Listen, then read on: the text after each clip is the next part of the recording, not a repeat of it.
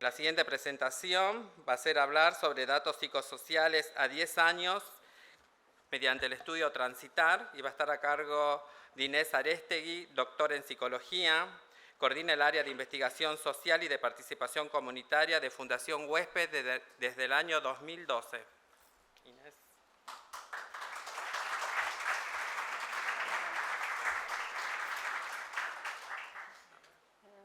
Acá.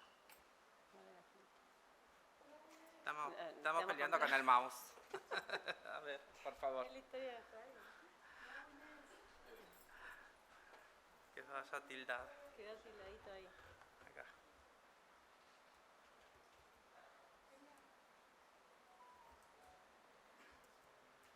Hay un técnico y tampoco le anda, ¿eh? No. Ahí está. Ahí vamos a hacer el otro.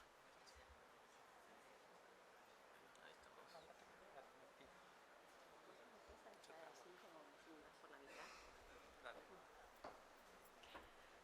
Hola, buenos días. Bueno, me tocó re difícil hablar después de los chicos, esto no es justo. La próxima me mandan primera. Además, porque yo no voy a hablar en mi nombre, entonces no voy a tener una historia muy emotiva. Yo soy la de los números, entonces soy la que está atrás de la planilla del Excel, haciendo las estadísticas. Ténganme paciencia, voy a ser lo más didáctica que pueda. Bueno, ay, la saqué.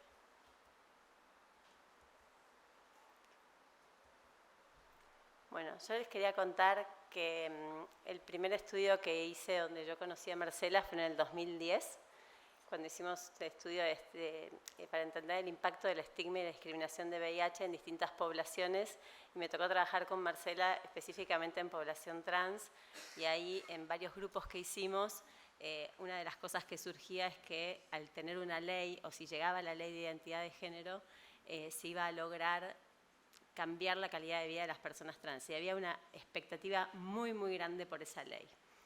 Al año sí, bueno, 2 años después, pasa la ley de identidad de género, y lo primero que nos preguntamos fue, bueno, pero no tenemos una línea de base para ver si eso va a ocurrir.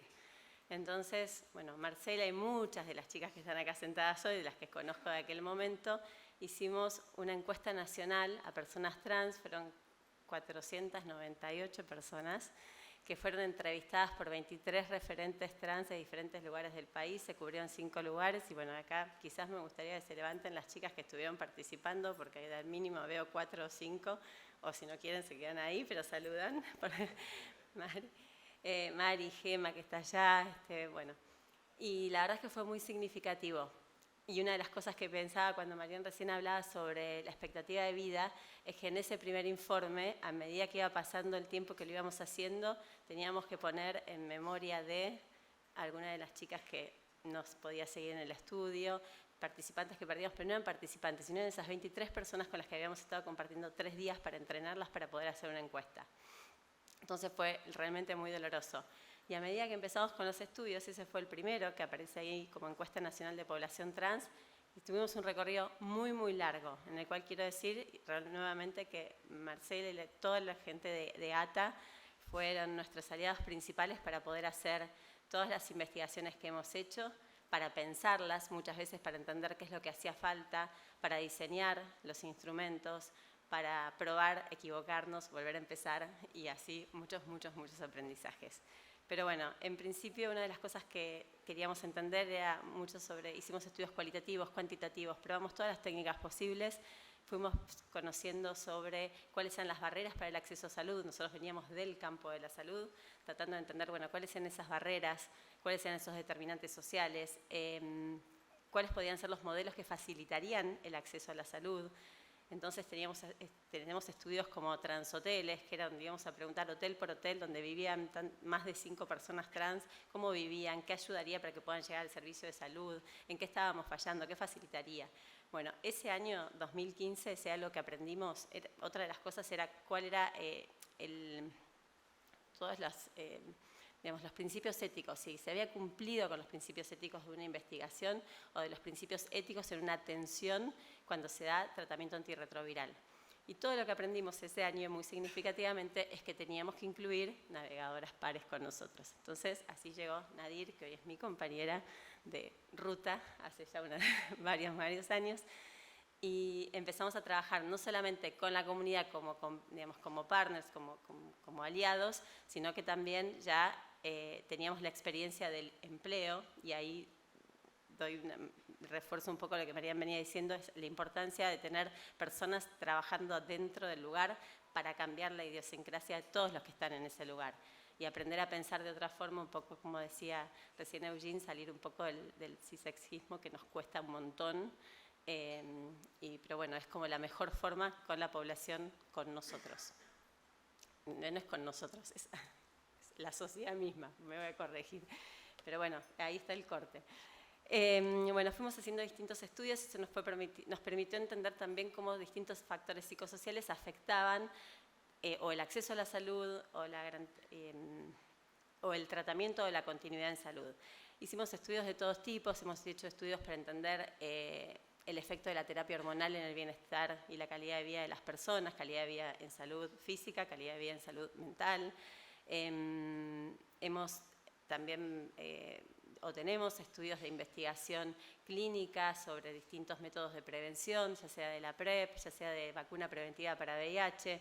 La población, digamos, trabajamos también en otra de las encuestas que sí a nosotros nos dio mucha información, fue por la primera encuesta que hicimos también con el equipo de masculinidades de ATA, que fue una encuesta a 415 personas trans que nos dieron mucha información acerca de su situación de salud.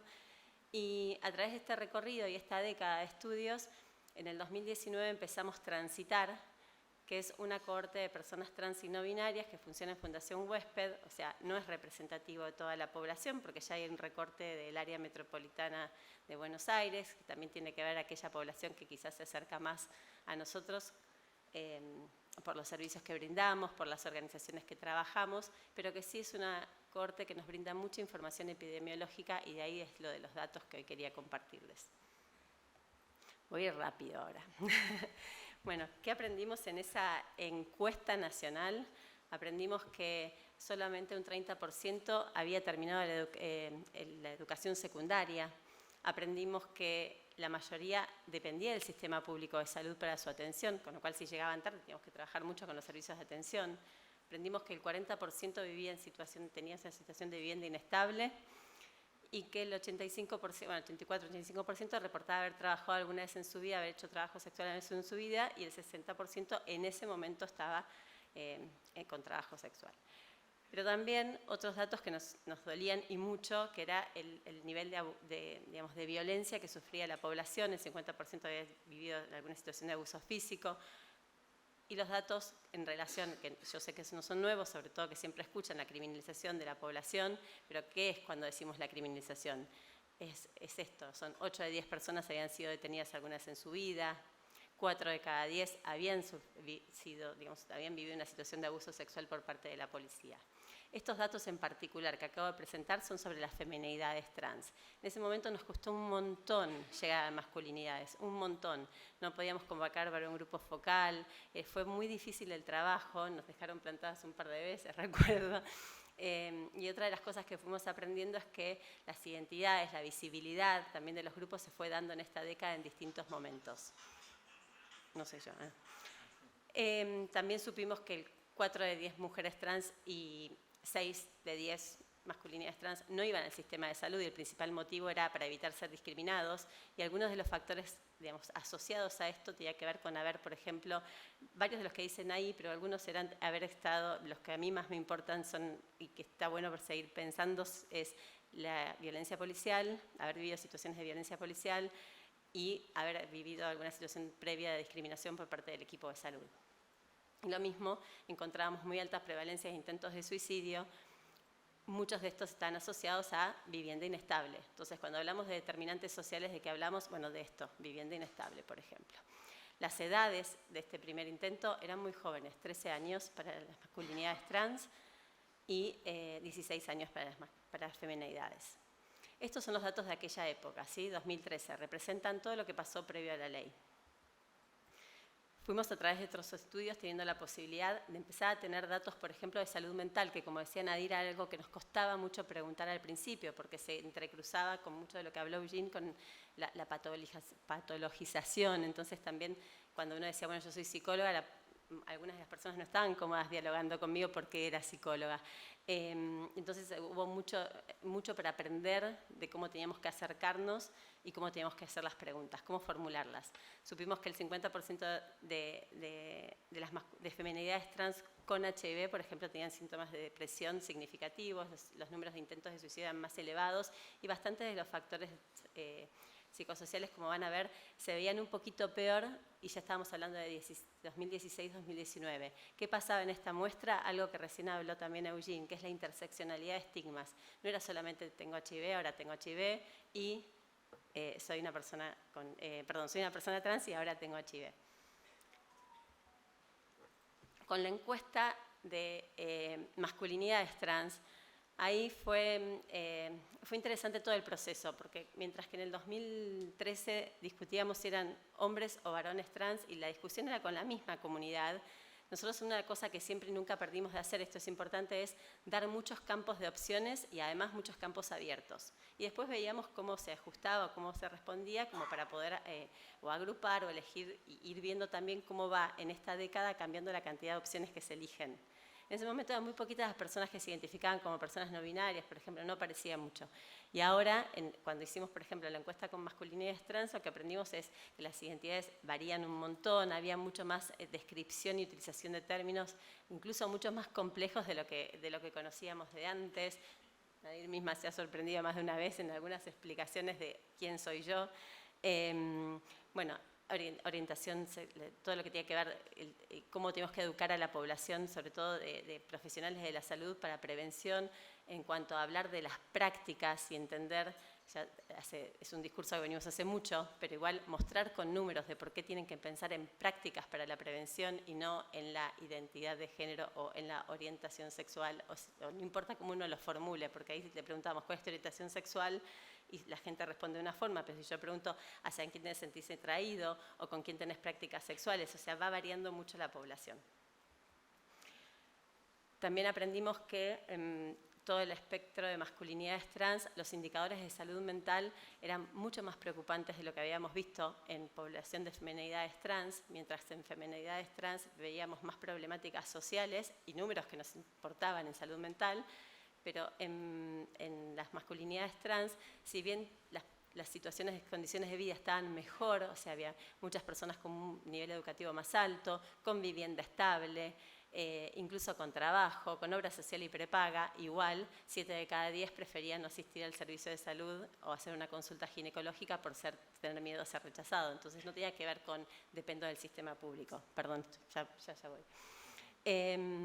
Y en términos de salud mental, cuando comparábamos identidades no binarias o las personas que están en el espectro de masculinidades, las identidades no binarias también estaban en una situación más compleja, y creo que acá todo lo que tiene que ver con el cissexismo, no solamente con el cissexismo, sino con ese fuerte binarismo, también es el estrés que genera o la ansiedad que genera cuando uno tiene una demanda constante de adscribir a un género y no poder estar en esa línea, incluso la presión social de tener que explicarlo todo el tiempo.